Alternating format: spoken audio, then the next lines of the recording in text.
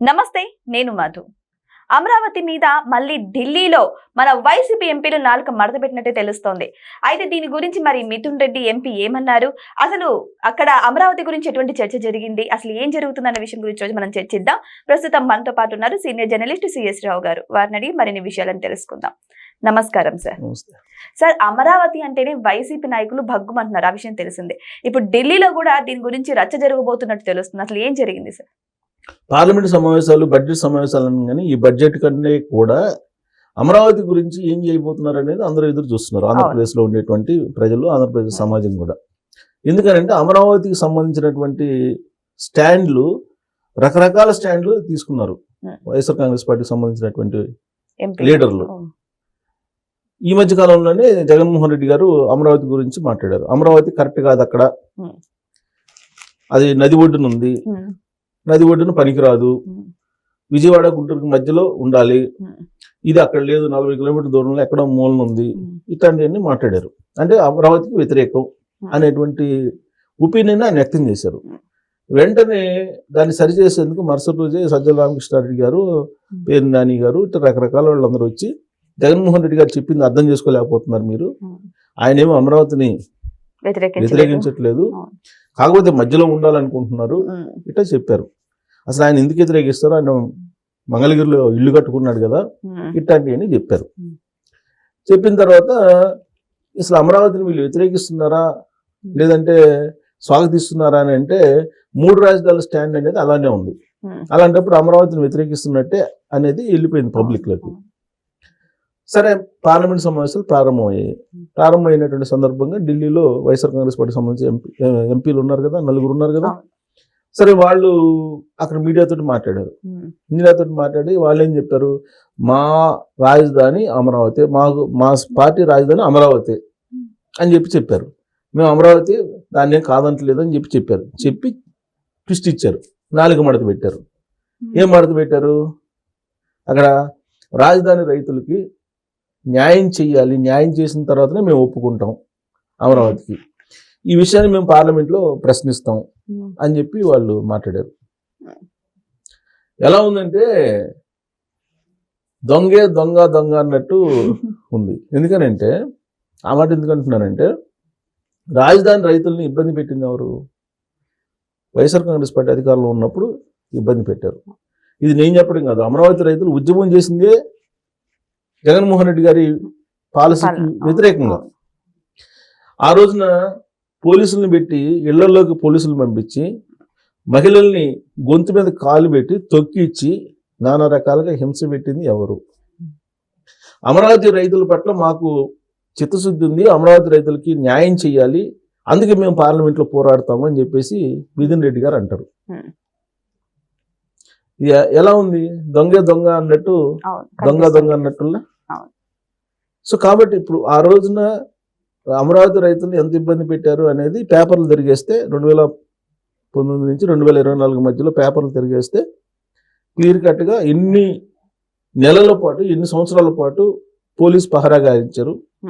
Police మామూలుగా election జరిగేటప్పుడు లేదా యుద్ధం వచ్చేటప్పుడు మిలిటరీ సైన్యం మార్చ్ పాస్ట్ చేస్తుంది. అటు అమరావతి గ్రామాల్లో ఏ విధంగా మార్చ్ పాస్ట్ చేశారు పోలీసులు, ఎంత భయానకమైనటువంటి వాతావరణం సృష్టించారు. అలాగే మహిళల్ని ఇళ్లలో ఉండేటువంటి లాక్కొచ్చి అరెస్టులు చేశారు. ఇవన్నీ అమరావతి రైతులను కదిలిస్తే తెలుస్తుంది. అమరావతిలోకి అసలు రావడానికి కూడా జగన్మోహన్ రెడ్డి గారు ఇష్టపడాల, అమరావతి రాజధాని ప్రాంతానికి.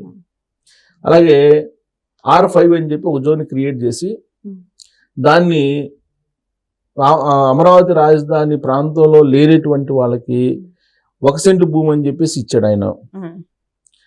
ఇవన్నీ అమరావతి రైతులకు తెలుసు. మరి అమరావతి రైతులకి న్యాయం చేయాలి, అమరావతి రైతులకు ఫ్లాట్లు ఇచ్చేయాలి, వాళ్ళతో కుదుర్చుకున్న ఒప్పందం ప్రకారం డెవలప్మెంట్ చేయాలి, అమరావతి రైతుల కోసం మేము పోరాడతాం పార్లమెంట్లో అని చెప్పి మిథున్ రెడ్డి గారు చెప్తున్నారంటే అది అసలు విచిత్రమైనటువంటి పరిణామంగా కనిపిస్తుంది. అంటే ఉంటుంది. ఎందుకు ఉంటుందంటే, ఇప్పుడు ఫస్ట్ 33,000 ఎకరాలు తీసుకున్నారు, భూ సమీకరణ చేశారు. చేసినప్పుడు కొంతమంది రైతులు కోర్టులో వేశారు కేసులు, కొంతమంది ఇవ్వకపోతే తర్వాత మళ్ళీ ఇచ్చారు, కోర్టులో కేసులు విత్డ్రా చేసుకున్నారు. ఇప్పుడు కూడా కొంతమంది ఉన్నాయి. ఇప్పుడు అక్కడ వాళ్ళ గురించి కోర్టులో ఉన్నాయి కాబట్టి దీన్ని పెండింగ్ పెట్టండి, వాళ్ళకి న్యాయం జరిగిన తర్వాతనే మీరు రాజధానిని అనౌన్స్ చేయండి అని చెప్పి వాయిస్ పార్లమెంట్ లో వినిపించడానికి సిద్ధమవుతున్నారా అనేటువంటిది ఒకటి ఉంది. ఇప్పుడు 100కి 100 మంది ఐక్యంగా ఉండరు ఎక్కడ కూడా. మెజారిటీ పీపుల్ కు సంబంధించిన ఒపీనియనే ప్రజాస్వామ్యంలో శిరోధార్యం. అంతే తప్ప మీకు ఏకగ్రీవంగా అనేది రాదు. ఏకగ్రీవంగా వచ్చినప్పటికీ విభేదిస్తారు. ఇప్పుడు ఎందుకు చెప్తున్నానంటే ఏకగ్రీవంగా వచ్చినప్పటికీ ఎందుకు విభేదిస్తారనంటే, ఆంధ్రప్రదేశ్ అసెంబ్లీలో అమరావతి రాజధాని అనేదాన్ని ఏకగ్రీవంగా తీర్మానించింది అసెంబ్లీ. ఆ రోజున ప్రతిపక్ష నాయకుడిగా జగన్మోహన్ రెడ్డి గారు ఉన్నారు. ఆ తర్వాత ఏం చేశారు, అమరావతి నేను వ్యతిరేకం 3 రాజధానులు అన్నారు కదా. అసెంబ్లీలోనేమో అమరావతికి జై కొట్టారు ఆయన, అమరావతి రాజధానికి జై కొట్టారు. ఆ రోజున పలానా ప్లేస్ లో రాజధాని అని చెప్పి నిర్ణయించి తీర్మానం చేశారు. తీర్మానానికి అన్ని పార్టీలు ఒప్పుకున్నాయి, ఇంక్లూడింగ్ జగన్మోహన్ రెడ్డి గారు.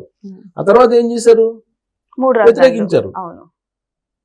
సో కాబట్టి ఏకాభిప్రాయం కాదు, మెజారిటీ ప్రజల యొక్క అభిప్రాయం కావాలి. సో అక్కడ 33 ఎకరాలు ఇచ్చిన వాళ్ళు ఎక్కువ ఉన్నారు, 20% 10% ఉన్నారు ఇవ్వనటువంటి వాళ్ళు కోర్టులో కేసులు వేశారు.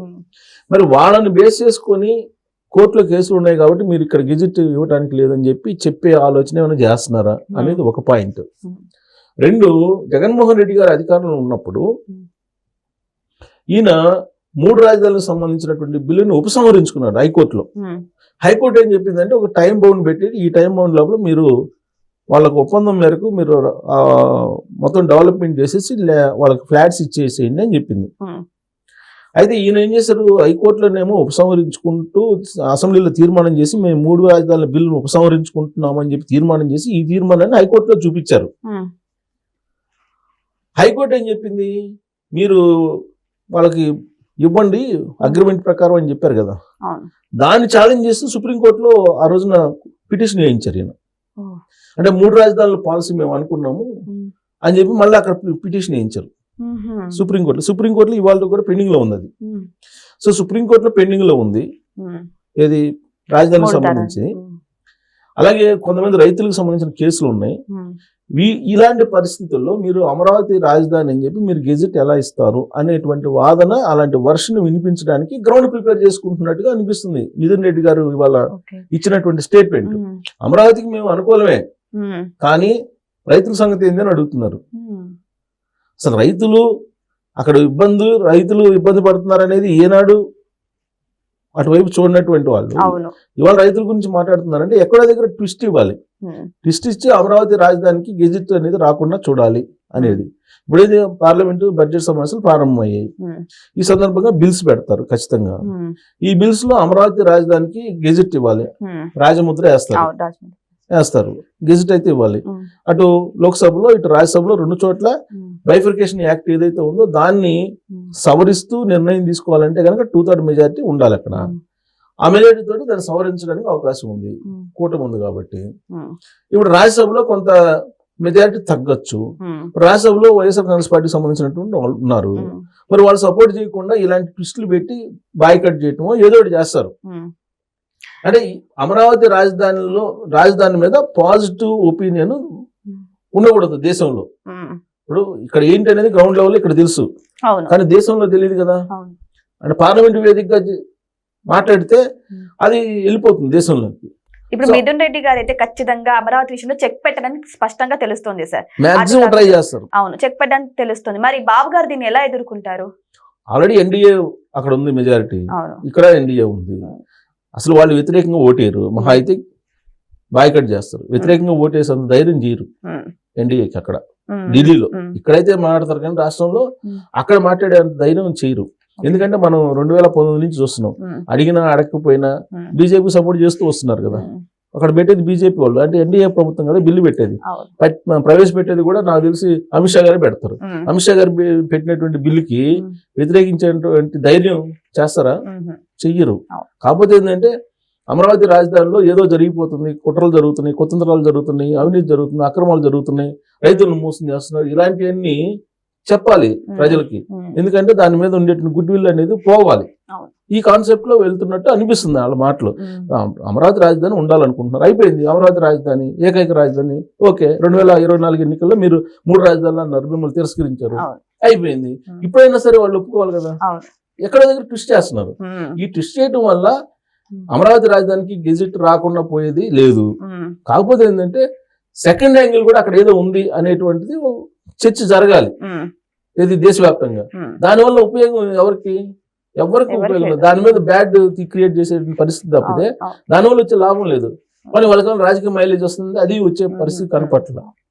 అంటే వాళ్ళు అనుకుంటున్నారు మైలేజ్ వస్తుందని, మిగతా ప్రాంతాల్లో ఏదో రాయలసీమలో ఏదో వస్తుందని వాళ్ళ ఎక్వేషన్స్ వాళ్ళకు ఉండొచ్చు. కానీ రాజధాని కొన్ని విషయాల్లో ఏంటంటే ఏకగ్రంగా మేమందరూ తీర్మానించుకున్నాం మా రాజధాని అది అని చెప్తే అది హుందాతనంగా ఉంటుంది. అలా కాకుండా చివరి వరకు మేము ట్విస్ట్ ఇస్తాం అమరావతి రాజధాని కానీ అని చెప్పేసి ఎన్ని కుట్రలు వెనక గందరగోళం చేస్తుంటే అది ఆంధ్రప్రదేశ్ సమాజానికి, ఆంధ్రప్రదేశ్ రాష్ట్రానికి కొంత ఇబ్బందికరమైన పరిస్థితి అంతే. సో ఏదేమైనా సరే ఇప్పుడు అమరావతి రాజధాని విషయంలో మాత్రం ఢిల్లీలో చాలా పెద్ద ఎత్తునే వాయిస్ అయితే వినిపిస్తుంది. మరి వెయిట్ చేసి చూద్దాం, మరి రాజముద్ర ఆమోదం అంత సులువుగా లభిస్తుందా, లేకపోతే అక్కడ ఏమైనా గందరగోళాలు నెలకొంటాయా? వెయిట్ చేసి చూడాల్సిందే. Thank you so much. Thank you.